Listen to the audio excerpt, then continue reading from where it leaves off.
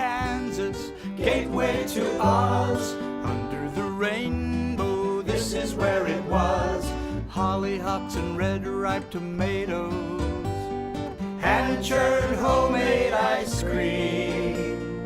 Let me tell you, Kansas is more than tornadoes. It's the best part of Dorothy's dream. Today on Around Kansas, we start with a look at the jackrabbit, a pesky resident of the prairies of western Kansas. Then enjoy a story about the Smithsonian's task of restoring and preserving relics from the movie The Wizard of Oz. Next is a poem from Ron Wilson, and we'll end with one Kansan story of the attack on Pearl Harbor on December 7th, 1941. Closed captioning brought to you by Ag Promo Source. Together we grow.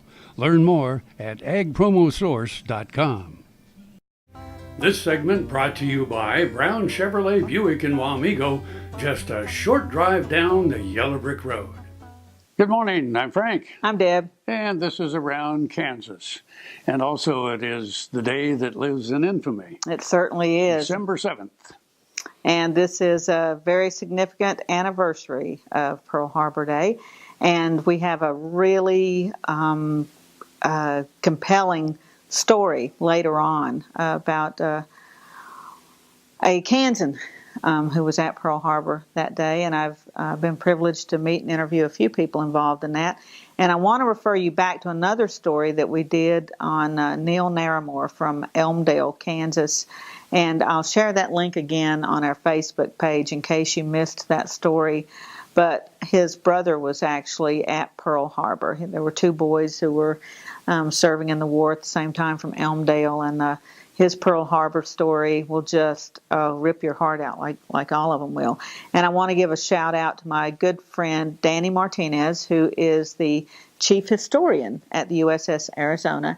And Danny has been working for a long time on getting the names right on the memorial there at the Arizona. And he didn't have any idea as he approached that project how emotional it would be, because in going through the files and those records, he's found letters and personal items, and it's just been overwhelming to go through that. So give a shout out to Danny and all the amazing hard work that Danny does. He's just one of the best people, one of the nicest folks in the world, and such a serious historian and a great guy, and we just appreciate what he does so much, so much. So for those of you who have not yet been to the USS Arizona, that's on my bucket list because I've not been, but a lot of my friends have, and I know a lot of veterans make that pilgrimage, and I think there may be a couple of veterans yet left who were at Pearl Harbor. Of course, we're losing our World War II veterans every day. So if you come across one of those guys, by all means, give them your thanks and let them know how much you appreciate their service. That was a dark time in world history. Yeah. A very dark time. And it's good to remember. It's appropriate to remember and try to learn something from history. We're blessed in Kansas to have so many veterans. We've always in Kansas had a disproportionately high number of veterans in the state, people who served. And as Pearl Harbor, talking about today, we have so many Navy veterans, and people think that's funny because we're landlocked, but so many of these boys thought it was the only way they'd ever see the ocean. Yeah. So I've heard that the whole Fifth Fleet were boys from Kansas and Nebraska, just from the Midwest, because they wanted to see the ocean. Uh-huh. So that's we've got a lot of ties to today. So anyway, December 7th, never forget.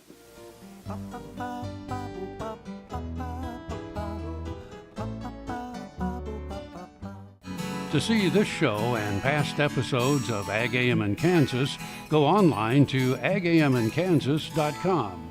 Lecompton. The name was splashed across newspapers throughout America and Europe. It was debated in the halls of Congress. Lecompton interprets its unique territorial history with 2 museums and other sites. Events throughout the year celebrate history and community. Visit the Territorial Capitol Museum, where more than 70 trees are displayed with thousands of antique and vintage ornaments, and be sure to stop in the gift shops in both Lecompton museums. Spend the day in historic Lecompton, shopping, eating, savoring the rich history.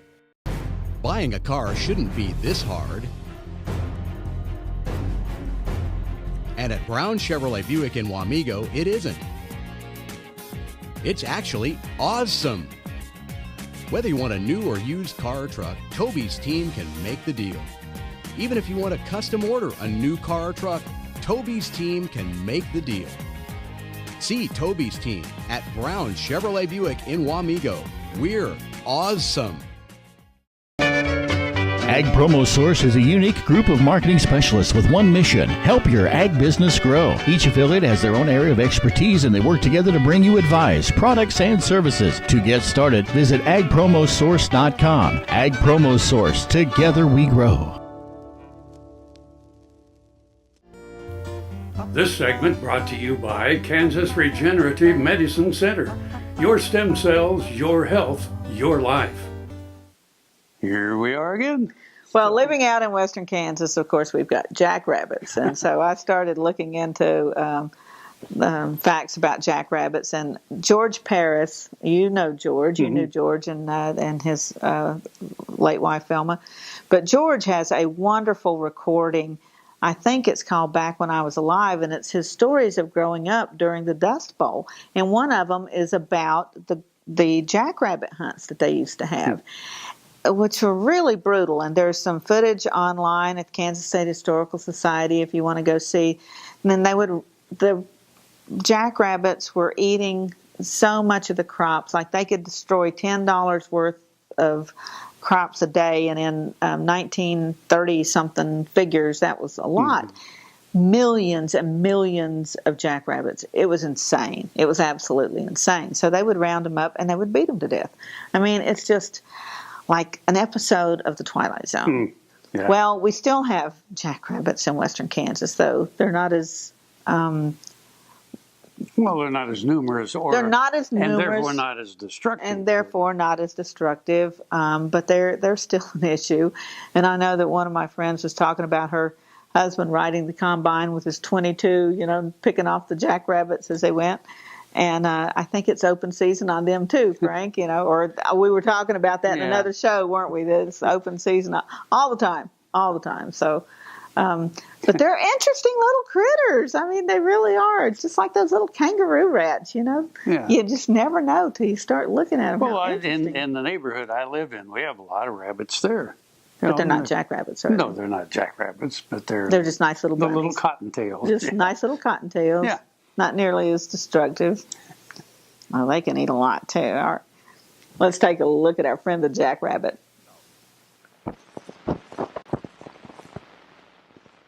During the operation of pest control project, over 2 million jackrabbits were killed or captured in 13 counties in western Kansas. It has been estimated that a single jackrabbit will do $10 worth of damage in a normal year, and that, desperate for food, in drought years, such as the last few have been, may be even more destructive. The long-eared pest, in the absence of other food, went so far as to dig alfalfa roots out of the ground and eat the barks from the young trees. More than 1,974 sections of land were combed during the rabbit drives, and more than 98,000 men, women, and children took part in staging 269 drives. And the average kill was 923 rabbits per drive. The accepted plan of campaign was to assemble the multitude at a given point and then to spread out in a great encircling line over predetermined sections of land and to press forward and at the same time drawing together, driving everything before them into pens that had been erected on an open plot of ground. Work relief projects were approved for the erection of the pens and for their removal from one location to another and for driving the jacks. Counties sponsoring the drives furnished all necessary materials for the fences and pens, and foremen to supervise the construction and removal. The pens for trapping the rabbits were built of woven wire fencing supported by strong wooden posts. Most of them were octagonal in shape and measured about 54 feet between the parallel sides. Extermination of the rabbits has been of value to the counties in many respects. Some of the rabbits killed in drives early in 1935 were used as food for human consumption, and in many localities they were skinned and ground for tankage. Farmers reported that they made excellent feed for chickens and hogs. While it would seem from this that all the jackrabbits in the world had congregated in the western part of the state of Kansas, there are numerous neighboring states in which rabbits of any kind are a scarcity. There were enough here, however, for anyone who cared to participate, and several thousand were hauled away in caged trucks to become the propagators of their kind.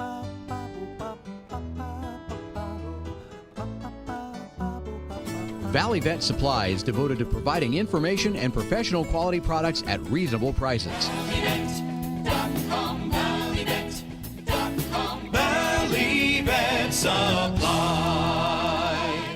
Buffalo Bill Cody earned his legendary title in Oakley. Bring the family and come celebrate Oakley's pioneering history and unique geography at two sites, the Buffalo Bill Cultural Center and the Fick Fossil Museum. Cody's statue marks his achievements and welcomes visitors to the Cultural Center. The Fick Fossil Museum houses world-class fossils and artifacts. You'll find Oakley at the hub of U.S. Highways 83 and 40 and I-70. Stop for the legend. Stay for the day. Discover Oakley.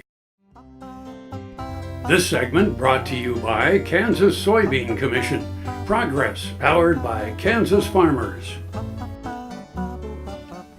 Back again. Well, you know, Kansas, if you're anywhere else outside of Kansas and you say Kansas, you know, usually they'll say something that relates to the Wizard of Oz. You know, well, how's Dorothy? How's Dorothy? And How his many little times? Toto, you know. How many times have I heard that? We're not in Kansas anymore, which is Yeah. exactly what I thought when I was out in Southern California. You know, we're not in Kansas anymore. Yeah.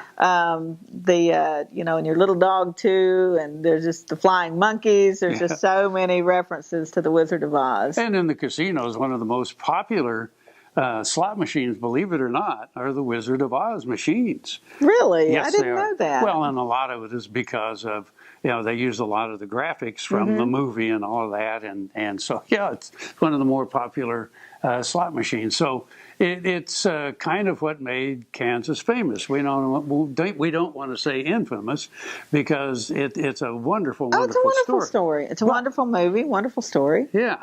And the thing is and you and I both know this, but the movie changed something in the original story. Yes. And that had to do with Dorothy's slippers. In the original story, they were not ruby slippers. They were silver. That's right. They were silver because our friend Paul Miles Schneider wrote the book Silver Shoes. Is that right, Paul? And it's all about, you know, his mother finding a silver shoe. It's a great book. Highly recommend it. But yeah, they were silver. Mm-hmm. And I think, if I remember right, Frank, they thought that the ruby slippers would show up better. They would show up better because this movie was going to be in this brand new technology of color. Color. Because as you remember, you know, we went from black and white into this wonderful... the wonderful world of color. Yeah, the wonderful world of color. And so they used ruby slippers. And she had more than one pair, too. But that's all part of the story that I get to do about the restoration of Dorothy's ruby slippers. Now that the Smithsonian has reached its crowdfunding goal to preserve the ruby slippers from the Wizard of Oz, the museum is asking for more money to conserve another relic from the beloved movie, according to the Associated Press.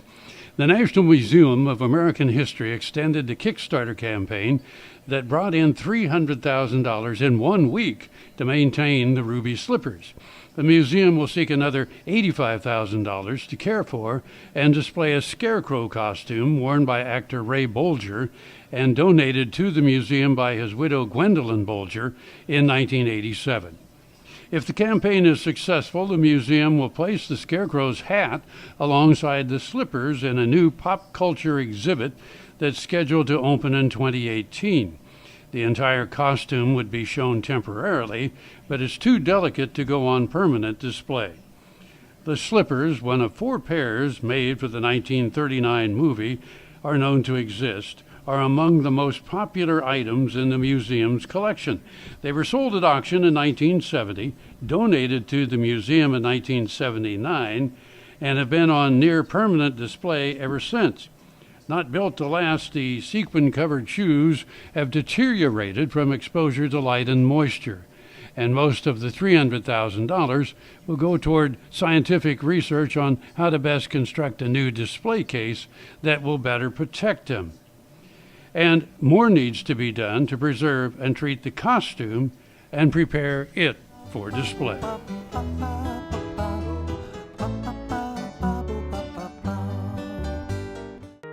There's a lot of different ways of doing this woodwork, but I could not make a knife without both hands, especially without this thumb. And my thumb was so sore that I couldn't even touch it, and they wanted to fuse it, and I said no, cut it off, because I didn't want it sticking up. And I found out about the Kansas regenerative stem cell and went to Manhattan and had that taken care of in my thumb, and now I'm able to go again.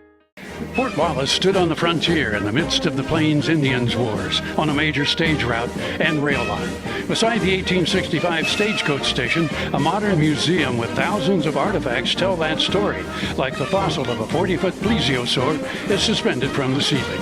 Located on Highway 40 midway between Hayes and Colorado Springs, the Fort Wallace Museum is as welcome a sight today as the fort itself in the 1860s. Discover the fightingest fort in the West. This segment brought to you by Kansas Grain Sorghum, growers working together. Find out more at ksgrainsorghum.org. Cowboys like to eat, and we also complain about the food. In the days of the old cattle drives, of course, there were chuck wagons that went with the cattle herds, and the guy who was chosen as chuck wagon cook, sometimes his only qualification was that he was too stove up to drive cattle, which didn't make for much of a culinary resume. This poem is entitled, "This Grub is Out of This World." Now, I hate to be someone to complain, because people who gripe can be quite a pain, but us cowboys are really stuck on the hook because of our awful chuck wagon cook. On this trail drive, he's the only food that we've got, but his grub tastes like your belly will rot. Old Cookie makes coffee as bitter as tar. His beans have a flavor that seemed quite bizarre. His beef is so tough you have to saw on it first, but it's Old Cookie's biscuits that are really the worst. Biting his biscuits will give you a shock. They land in your belly like they were a rock. Whatever his recipe, he ought to adjust, because they taste like a mix of gunpowder and sawdust. We'd give anything for a meal in town, because his biscuits are the toughest thing around. But instead of giving our stomachs abuse, I think I've come up with the perfect use. That feller Jules Verne wrote of going to Mars on some magic ship that could fly to the stars. A ship like that would have to be strong to make a journey so far and so long. So when they go to make that trip, they should use Cookie's biscuits to build the ship. Happy trails.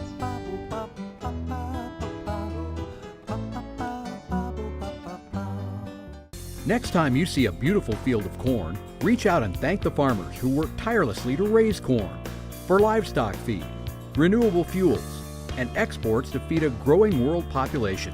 The farmers on the Kansas Corn Commission work for Kansas Corn with grower-funded checkoff dollars that support foreign and domestic market development, research, promotion, and education to expand opportunities for Kansas farmers. To learn more, visit kscorn.com. Soil is the life of a farm, and for 25 years, SureCrop Liquid Crop Nutrition has helped growers produce abundant quality crops while preserving and improving the soils they steward. SureCrop offers complete soil and plant analysis with cropping recommendations, delivery direct to your on-farm storage, and quality crop nutrition custom blended for your field. Choose SureCrop for the assurance of excellence for your soil. Call today or visit their website for more information. This segment brought to you by Kansas Farm Bureau, the voice of agriculture. To join today or more information, go to kfb.org or find us on Facebook and Twitter.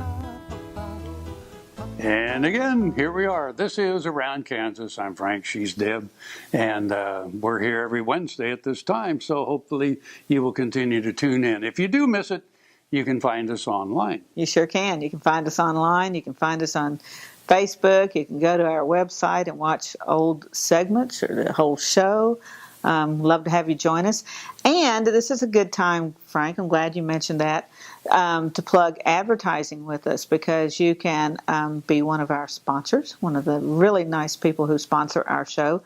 We're a very effective way to get around the state of Kansas. Yeah, we're seen in every county. In every county, all and over in the Kansas state. City. And we might even creep over into Nebraska and Oklahoma, Missouri, and Colorado just a little bit. But yeah, so no more cost-effective way to reach your neighbors around the state. So just let us know if you'd like to look into that. Now, this next story came to me through my friend Jim Hatzel. And Jim is an amazing actor, historian, costumer, writer, and he is involved with our good friend Robert Culbertson up at American Frontier Productions in doing the photo shoots that they do for artists every year. And Jake and I have been involved in a couple of those. And so Jim came to me with this story and said, I think this is something for your show. And so this man was his uncle, I believe. So the first man to shoot down the first American to shoot down an enemy plane during the attack on Pearl Harbor was from Kansas, and it was Jim's uncle. And it's like, Frank, you know how it is, the stuff just comes to you and you're like, wow, wow. And this was one of those wow moments. And he sent me the article, so I've got Jim to thank for all the research on this story and really appreciate his sharing it with us. I know this is one you're going to go, wow. Leslie Vernon Short was born in Plains, Kansas, Meade County in 1921. His father was a veteran of the Great War, and as he watched events unfold around the globe, he could see the signs of another great war to come. He encouraged his son to join the Navy because the conditions were better than the other branches. When the Prairie Boy went to Washington State and boarded a ferry, it was the largest boat he had ever seen until he stepped aboard the battleship USS Maryland. Leslie passed away in 1998 in Wichita. He donated much of his time to school groups, addressing students about the history and, most importantly, the context of that day. He used special effects, firecrackers in a trash can, and just the right moment to get their attention, to illustrate the shock and surprise of the attack of December 7th, 1941. Leslie shared these stories with Wichita Eagle reporter Bud Norman in 1991. He told Bud that, I want him to think about how it all came about. Why did the so-called civilizations go to such drastic means to solve their problems? We've still got the same things going on now. The world hasn't changed, end quote. Sadly, the words Leslie spoke 25 years ago ring true as the 75th anniversary of the attack on Pearl Harbor is marked. In that remembrance, Leslie holds a special place of honor as the first American to shoot down a Japanese plane in defense of the naval base. Leslie was at his duty station in a gun tub. He was going to write a letter to a shipmate who was stateside. It was an ordinary morning until he realized the planes on the horizon were not Army, but Japanese. The personnel had been ordered to take cover, and Leslie was halfway down the stairs when he turned and clambered back to his gun post. Torpedo planes were coming from the south. I couldn't see them, Leslie told the reporter, because of the superstructure of the USS Oklahoma. But when they turned belly up to swing left off the port bow, well, there a big old red meatball was showing. That's what we called torpedoes, meatballs. That's when I opened fire. When the ship's captain filed his report, Leslie was credited with distinguished conduct of personnel. Leslie received letters of commendation from the Secretary of War, the battleship fleet commander, and Admiral Chester Nimitz.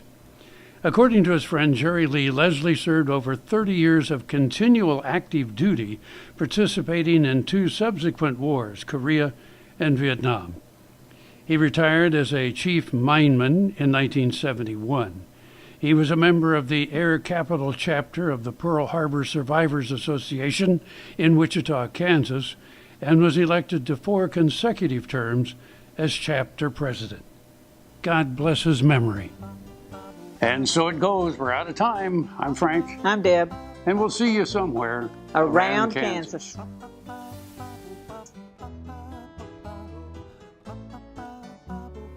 Closed captioning brought to you by Ag Promo Source. Together we grow. Learn more at agpromosource.com. This is where it was. Hollyhocks and red ripe tomatoes. Hand-churned homemade ice cream. Let me tell you, Kansas is more than tornadoes. We're the best part of Dorothy's dream.